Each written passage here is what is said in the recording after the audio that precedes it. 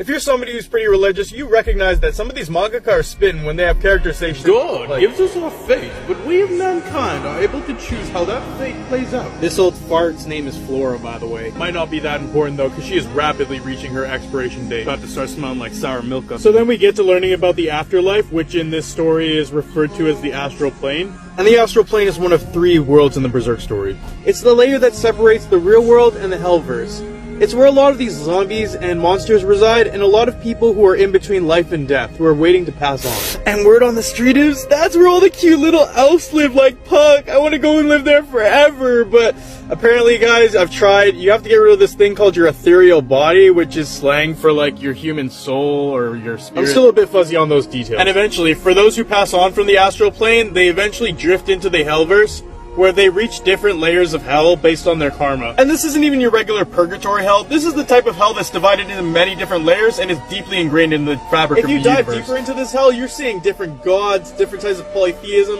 It's just a total mystery in general. What magicians are able to do in this story is momentarily escape their physical bodies and enter the Hellverse in order to draw powers from gods that love and protect humanity. I know. Real biblical shit. And then on top of that, I learned that behelots are just artifacts used to summon people from the Hellverse, specifically the 5 angels and possibly other people. But my favorite part about these behelots is that they find the owner on their own. So if you're worthy or if you need this behelot, by some sort of fate or destiny, the thing is going to find you and stay in your hands. And so it serves as an interesting piece of constant foreshadowing, because Guts has it in his hands right now. What the fuck would that mean? We learn about these elemental elves that are able to conduct the natures of Earth to create some powerful weapons called fetishes? In language that you and Isidro can understand. Fire Knife! Windblade!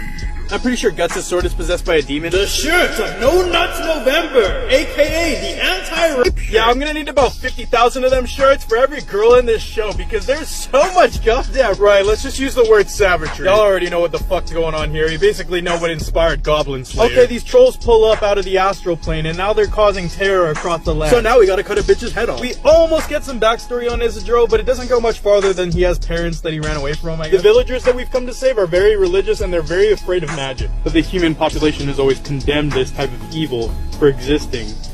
But it's the same thing that's going to save them. And Shirki is even wise enough to point out the hypocrisy in the fact that these people build shrines to gods to save them, when they have a god in front of them saving them. And she's not even the god, she's not even calling herself that. She's actually saying that the same gods that you pray to are the ones that I'm utilizing. It's just the fact that the words are different, the wording is different. So I found that really interesting. Listen, Berserk gang, I got you. These Berserk reactions are one of my favorite things to make.